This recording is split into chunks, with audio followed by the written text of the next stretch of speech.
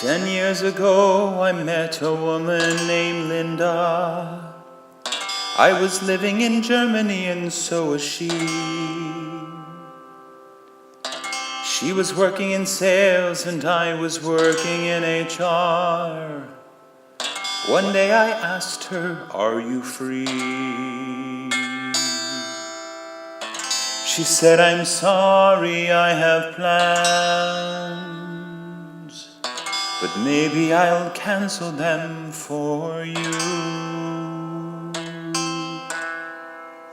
Where should we go and what should we do?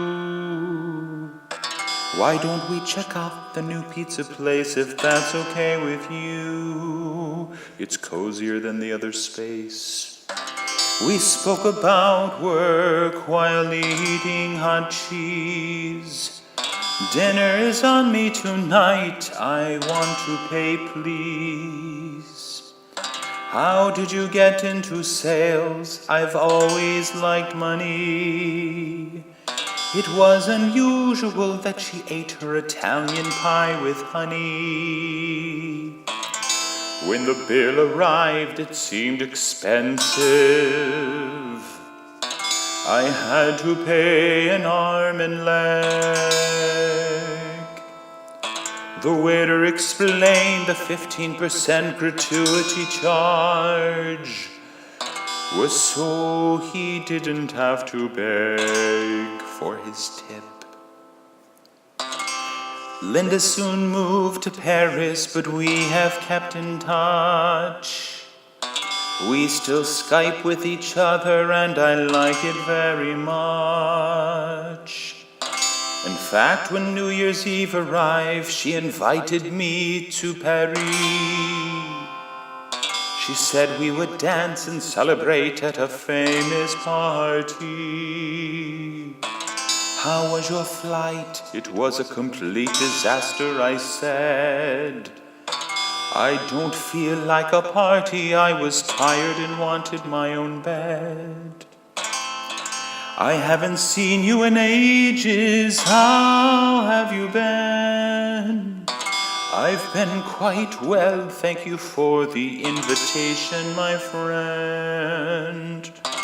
I didn't recognize Linda because she had changed her hair. But she was still Linda, so I didn't really care. "What do you usually do on New Year's Eve?" "The usual, laughing and eating with friends." "Would you like to join us?" "Yes, count me in." She told me in France she spent so much money and had to tighten her belt. I also had been throwing money down the drain, and so I knew how she felt. When we arrived at the party, the clock was just striking midnight. There was a couple in the corner who was having a fight. We have been planning this party for months so that all will go well. I looked back at the arguing couple and said, "Yes, I can tell." Linda threw confetti out of the window and it fell to the ground. The cut paper was light and did not make a sound. She told me she always makes resolutions, but never keeps them for long. We sipped our champagne and listened to a song. "What are you responsible for here in France?" "The performance of my team." We were surrounded by many people, but alone is how it seems. She ate some frog legs because they were a delicacy in France. She was tired of sitting and asked me to dance. She felt underdressed at the party because she had worn jeans. A man was rude to her, but she was never mean. She looked at him smiling and said, "You are so nice." He threw his drink at her. Sarcasm has its price. He thought he was funny. His thrown drink was hilarious. I didn't want to be in her shoes. I wasn't living vicariously. She kept asking about the ingredients in the dishes. Linda had so many dreams and so many wishes. She had eaten so much chocolate that she felt chubby in her waist. But the fondue was delicious and had the most exquisite taste. We stayed at the party from almost 12 to 3. Then we left. There were so many sights to see. We went to the Eiffel Tower. It was massive in size. There were games being played and we even won a prize. The game was so easy, it was a real piece of cake. We ordered more food and she ate an entire steak. I wanted something else because I don't eat meat. But beggars can't be choosers, and it was her treat. Eating animals has never been my cup of tea. I'd rather they be happy and roam the world free. I started talking about animal rights and she started to frown. I'd rather not talk about that right now. Let's watch that funny clown.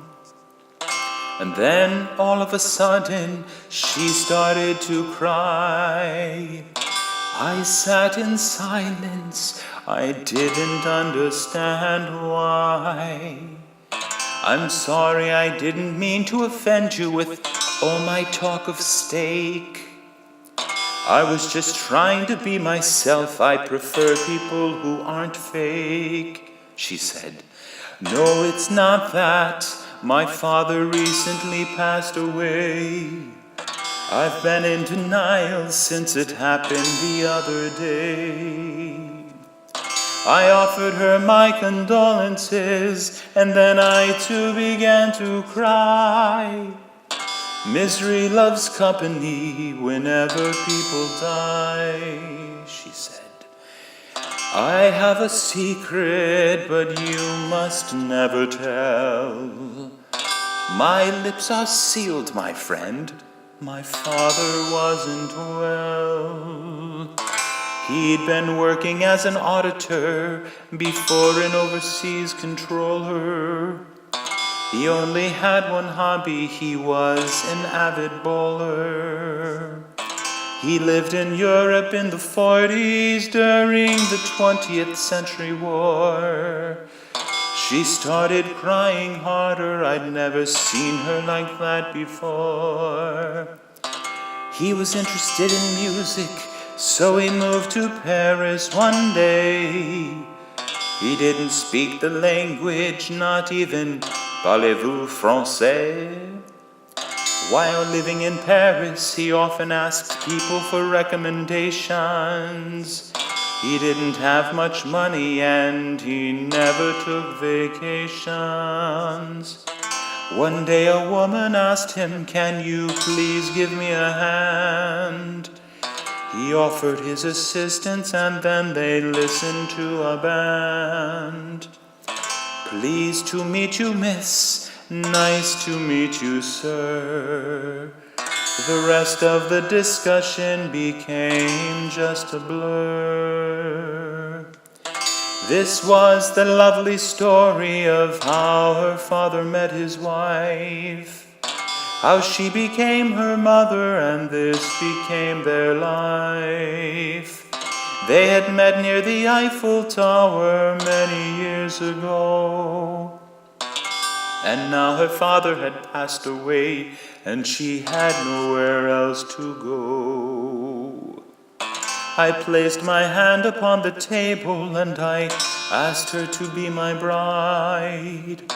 Her eyes opened up, and her smile became wide. The couple next to us had overheard and said, "Congratulations." Our happy hearts were filled with many pounding palpitations.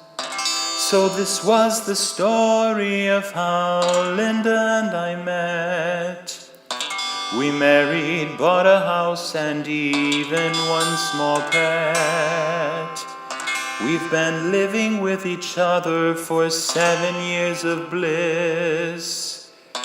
And every morning when we wake, it feels like our first kiss.